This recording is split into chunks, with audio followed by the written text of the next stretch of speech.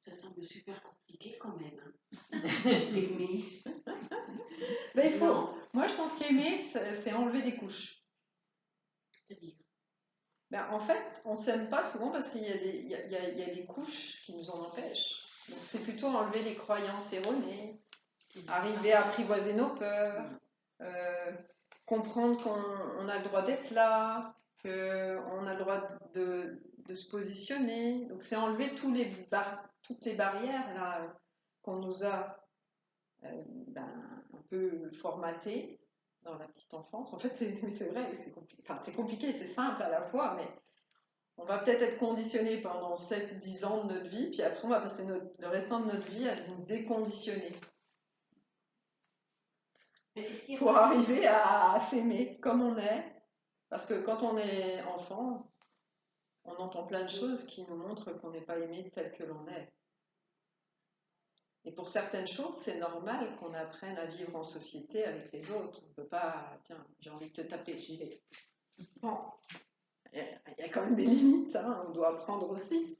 On doit apprendre, mais pour beaucoup, il y a eu trop de limites, trop d'impositions, trop de attention, ne fais pas ça. Ou c'est pas bien ça. Hein. Tu ne dois pas recommencer. De culpabilisation, de choses comme ça. Donc il faut, effectivement, c'est comme un nettoyage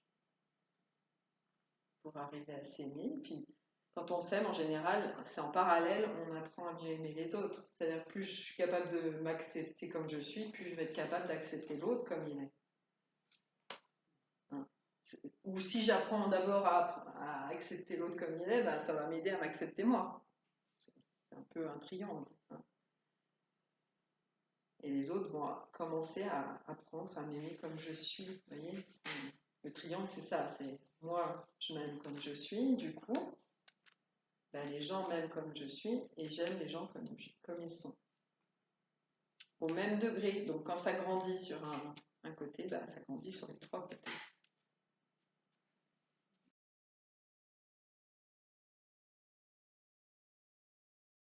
Moi, j'ai une question. Oui. Si on ne se sent pas à sa place, justement, comment faire pour en sortir? Ouais. C'est pas si simple. Ça, c'est une blessure très, très, très tôt dans la vie en général. Une blessure de rejet qui va faire qu'on ne va pas se sentir à sa place ou qu'on n'ose pas prendre sa place. Mais qui a dit que tu n'avais pas ta place? C'est le sentiment de ne pas être à la bonne place. Ok. Donc ça, c'est plutôt toi. C'est pas quelqu'un qui te le dit. Non, c'est moi. C'est toi qui te dis, je ne suis pas à la bonne place. Ouais. Bah, si tu y es, c'est que c'est ta place. Mais si vraiment tu ne te sens pas bien à cette place, alors change de place. Voilà. C'est la difficulté. Mais qu'est-ce qui m'empêche de changer de place? Voilà, c'est ça. Bah, les peurs, les Voilà, croyances, les peurs. culpabilités. Ça. Tu vois, on revient toujours au non-amour, que je ne me choisis pas. Ouais. Par peur. Ouais, mais du coup, on peut tourner un moment. Hein, on peut avoir des phases où on a beau comprendre ça, on a des phases où ça va mieux, puis bon, on retombe, après, enfin, ça dépend. C'est un chemin. C'est ça. C'est un chemin, et des fois, oui, il y a des rechutes. C'est vrai. C'est ça.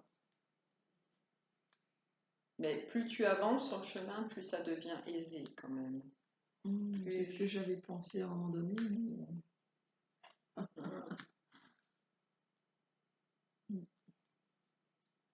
Souvent, ça va être le chemin pour arriver à changer de place et à une place qui nous plaît vraiment.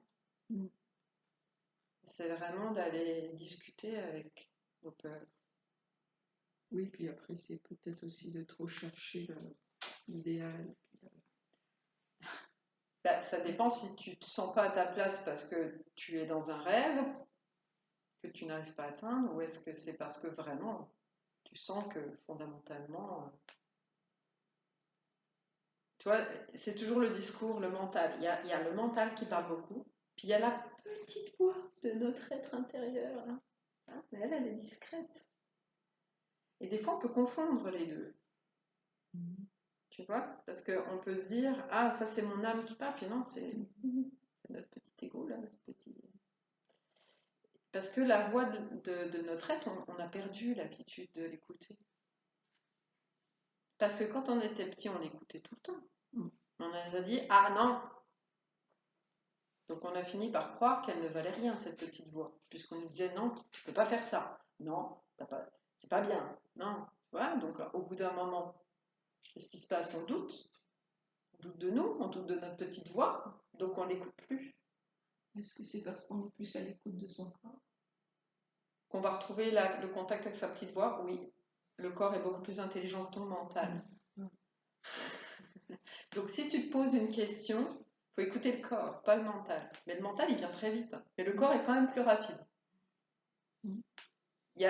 Quand vous face à un choix, vous pouvez voilà, vous respirez quelques fois comme ça pour voilà, vous recentrer avec vous-même.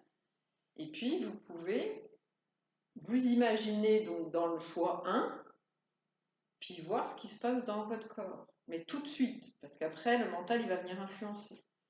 Et si tout de suite ça sert, c'est que c'est pas bon pour vous. Si au contraire vous sentez comme un soupir de soulagement, c'est que c'est pour vous. Ça ne veut pas dire que ça sera facile, mais ça veut dire que c'est là que vous aurez le meilleur, la meilleure chance ou les meilleures possibilités de réalisation.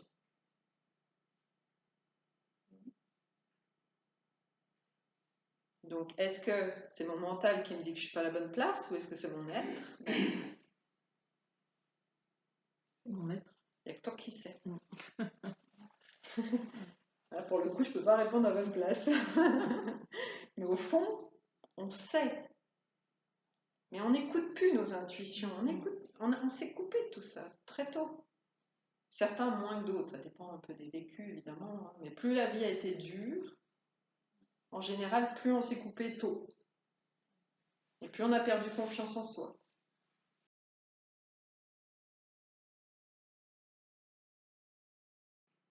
Mais elle est toujours là, l'intuition,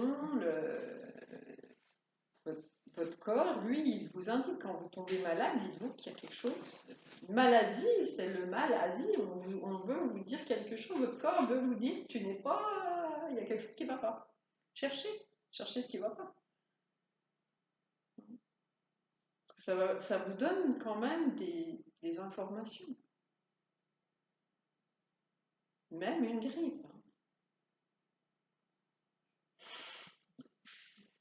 Tout le monde ne chope pas la grippe, c'est d'accord. Le virus, il est partout. Mais tout le monde ne développe pas la grippe. Vous n'avez pas demandé pourquoi.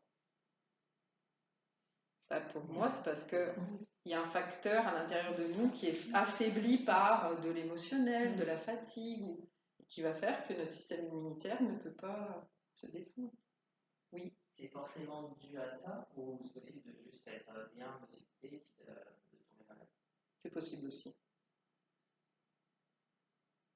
Alors là, c'est un peu plus spirituel, par contre. Je sais pas si. Parce qu'il y a des grands maîtres qui ont fini leur vie avec des maladies très graves. Et en fait, eux, moi je suis pas sûre, j'étais pas là, puis je suis pas en eux. Mais il se dit que c'est parce que par la maladie, ils ont traité du collectif, en fait. Donc oui, peut-être que parfois, on tombe malade parce que le collectif autour de nous est malade. Même si nous, on prend soin de nous. Et que c'est une manière peut-être de purger quelque chose. Mais bon, ça c'est très... on est un peu plus spirituel là. Mais des fois, c'est peut-être qu'on ne voit pas quelque chose en nous aussi. On a l'impression qu'on prend bien soin de soi. Mais est-ce qu'on le fait vraiment? Il faut quand même se poser la question.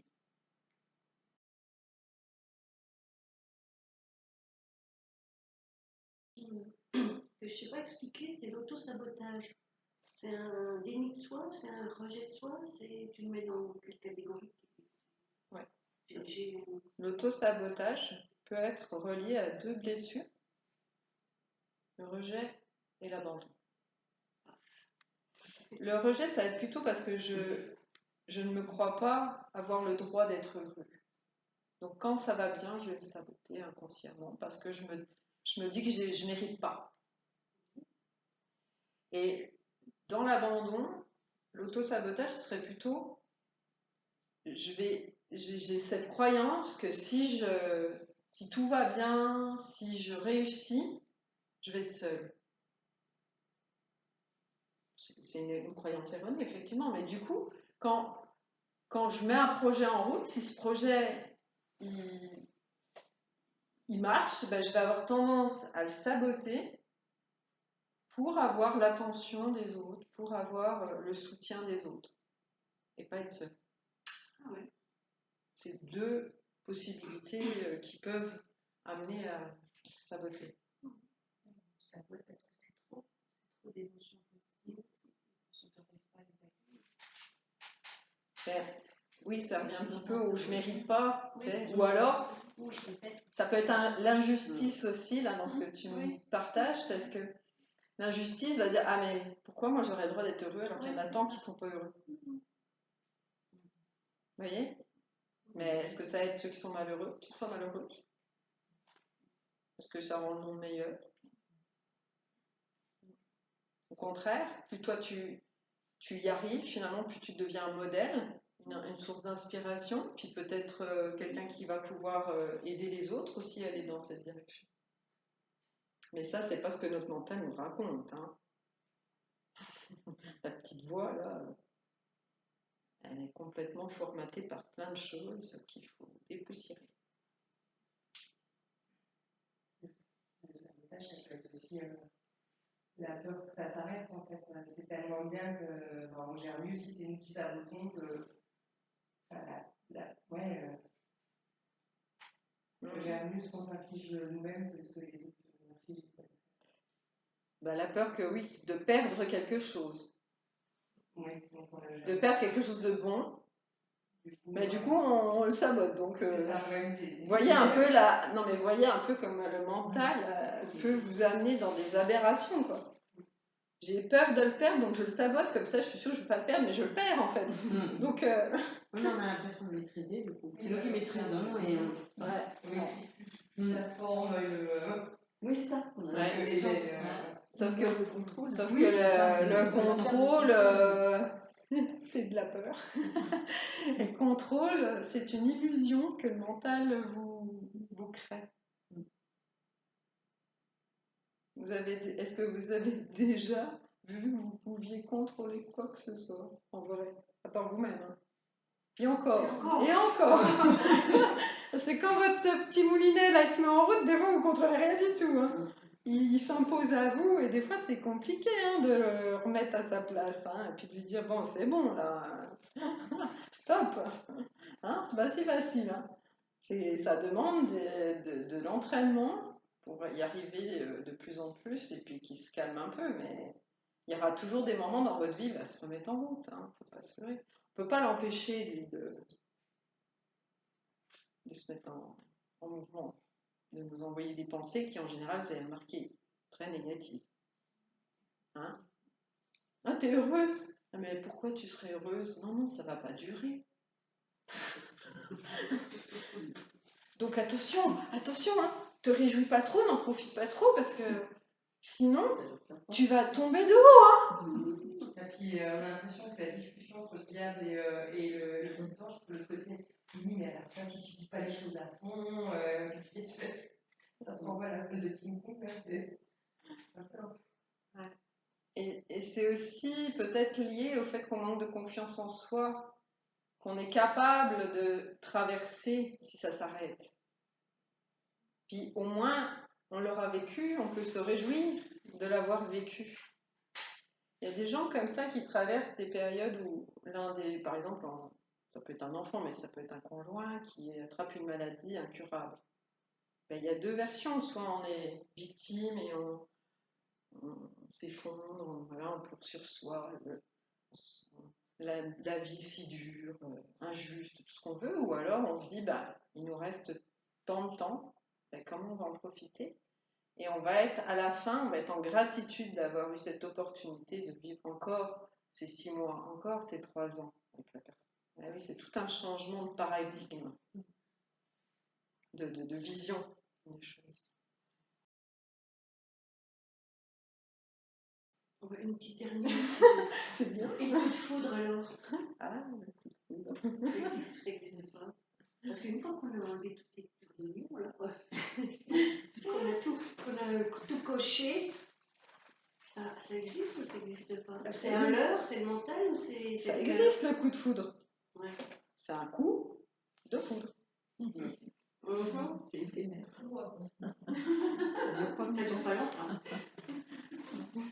Et là, c'est Donc, mental qui nous trompe. Bon, là, il y a plusieurs, moi je ne suis pas spécialiste de la question, mais disons qu'il y a quand même plusieurs, voilà, ça peut être hormonal, Aïe, aïe, oui, c'est-à-dire que dans la nature, il y a quand même cet instinct de voir que, enfin, on ressent intuitivement les gènes de l'autre et donc on nous fait un coup de foudre pour que on se reproduise. Ça ne commence pas toujours par un coup de foudre, hein. Il y en a qui sont plus sujets au coup de foudre que d'autres, c'est vrai. Et ça, je ne sais pas pourquoi. Enfin, j'ai une petite idée, hein, parce que je fais un peu d'astrologie, mais hein, du coup, l'astrologie, des fois, donne un peu des clés là-dessus. Mais ça peut être parce que, alors ça dépend de vos croyances, hein. Moi, je ne suis pas là pour vous imposer ce que je crois, mais ça peut être parce que c'est une personne qu'on a rencontrée dans une vie antérieure, si on y croit. Si on n'y croit pas, on n'y croit pas. Donc, le coup de foudre, c'est pas un problème. Ça commence comme ça.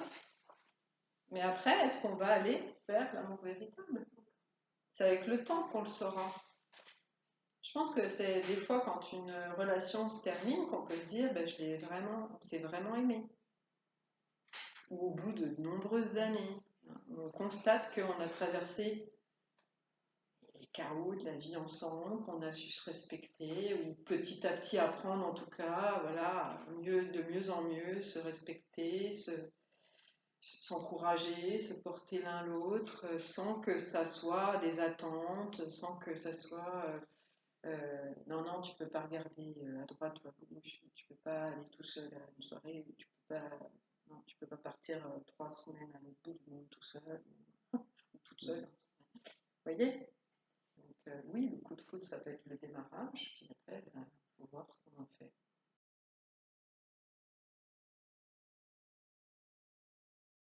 Et tout à l'heure, vous avez parlé de la constellation familiale. Oui. Qu'est-ce que c'est? Les constellations familiales, donc, ce sont des pratiques qui se font en général en groupe, où une des personnes va poser une problématique. Cette problématique, en général, elle va être de l'ordre soit de schémas répétitifs, c'est-à-dire j'ai beau essayer, j'ai essayé plein de choses, à chaque fois ça ne marche pas. Ça peut être relationnel, mais ça peut être professionnel, ça peut être dans plein de domaines. Hein. Ou j'ai une maladie, puis j'ai essayé plein de traitements, mais il n'y a rien qui soulage, il n'y a rien qui. Voilà, j'arrive pas. J'arrive pas à sortir malgré tous mes efforts. Ou ça peut être des conflits dans la famille. Ou ça peut être encore d'autres choses, hein, mais principalement, donc ces 2 points-là vont m'amener à me dire qu'il y a probablement du transgénérationnel qui est en jeu. C'est-à-dire que quand tu es conçu, tu ramasses un paquet qui arrive avec tout ce qui a été réussi, mais tout ce qui a été pas bien géré, tous les traumas qui n'ont pas été résolus. Et ces traumas, parfois, en tant qu'enfant qui vient dans cette famille, tu vas les porter. Soit comme des poids, tu as l'impression que tu es lourd, quoi. Puis, que tout est lourd. Hein. Soit qu'à chaque fois qu'il y a un truc un peu sympa, paf, il y a quelque chose qui bloque. Soit que, d'autres choses possibles, ou tu peux avoir une maladie aussi héréditaire, par exemple, si tout le monde a du diabète, vous voyez, les 3 générations qu'on a du diabète, probablement qu'il y a une génération qui a vécu un événement, puis ça s'est transformé sur la génération, pas la suivante, mais l'autre d'après, en maladie.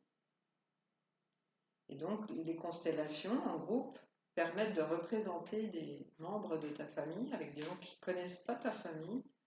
Donc, c'est un peu miraculeux, enfin un peu magique plutôt, mais qui vont ressentir dans leur corps ou au niveau émotionnel ou avoir des pensées qui appartiennent à ta famille.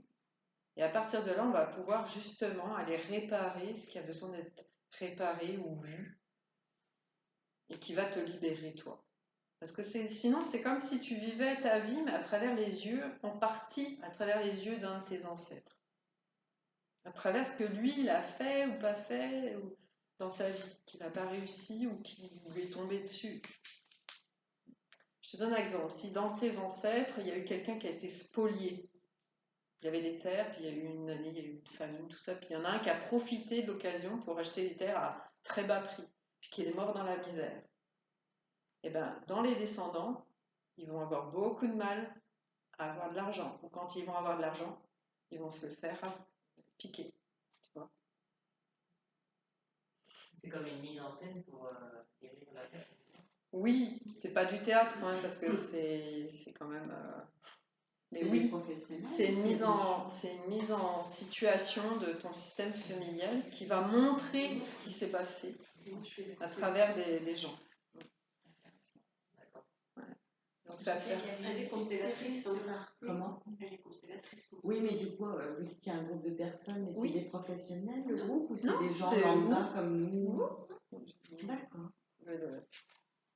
Et Il n'y a pas besoin d'avoir des compétences spéciales pour ça. Il faut juste être, justement, juste ressentir ce qui change en nous quand on est choisi, par exemple, pour représenter un parent.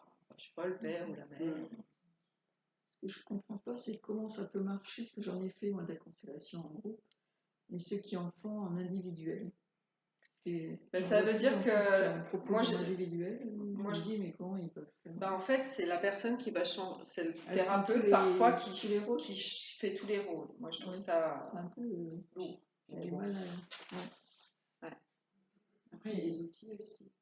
Faut déjà que les personnes soient dans le ressenti pour que ça marche, quoi. Parce que si, J'ai jamais eu j'ai eu une fois une personne qui vraiment n'y arrivait pas, mais elle était, je pense, un petit peu dans un état émotionnel très particulier. Mais sinon, tout le monde y arrive. Et c'est un excellent exercice que d'être représentant, parce que justement, eh ben, Plus dans le monde. vous êtes obligé de lâcher là. intéressant. Et c'est un excellent exercice de lâcher prise. Parce que dès qu'on est dans le lâcher prise, on s'aperçoit qu'on ressent tout. Puis si c'est mental, c'est pas grave, ça veut dire que ça fait partie de la constellation aussi. Oui, c'est vrai. Bah oui, puisque ça règle Donc, ça. là, la différence avec une conférence dans l'atelier, c'est que là, on va faire des exercices pour approfondir et découvrir des choses plus en profondeur que c'est en petit groupe, donc on a des interactions, un accompagnement. C'est dans la région que vous faites tout ça? Oui, en ligne, ça peut. Oui, c'est en ligne, quoi, mais le reste des pratiques, c'est sur le Dijonais, oui. Ouais, des constellations en groupe, c'est sur Dijon. Oui.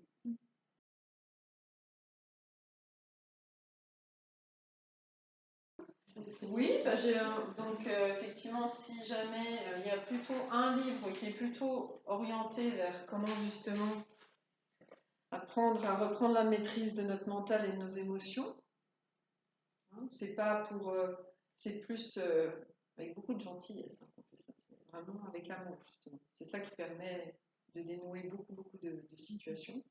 Donc il y a plusieurs méthodes explicitées que j'ai pratiquées sur moi. Pour justement reprendre la maîtrise de notre mental et se libérer de nos émotions. C'est peut-être plus pour le travail personnel intérieur. Et puis l'autre livre, donc c'est plus pour les couples, enfin pour la relation, mais effectivement le titre est plutôt pour les couples, mais même si vous n'êtes pas en couple, c'est valable pour tout type de relation en fait. Sauf que les exemples sont quand même plus orientés couple, mais il y a quand même des enseignements pour tout type de relation. Où là, je donne vraiment les clés de base, plus certaines un peu plus hautes, mais disons que c'est vraiment plus comme un abécédaire, vous savez, comme avoir les bases vraiment, pas minimum, parce qu'il y en a un peu plus, mais pour bien démarrer dans le couple, quand on commence, donc plus on est jeune et on on sait ça, bon, c'est mieux. Mais même quand on est plus âgé, des fois, une bonne révision, ça peut être utile aussi. Ou alors, ben, peut-être qu'on n'a pas encore appris tout ce que je partage ici. Beaucoup d'avoir passé ce temps avec moi. J'espère que il a été agréable et enrichissant. Et puis, ben,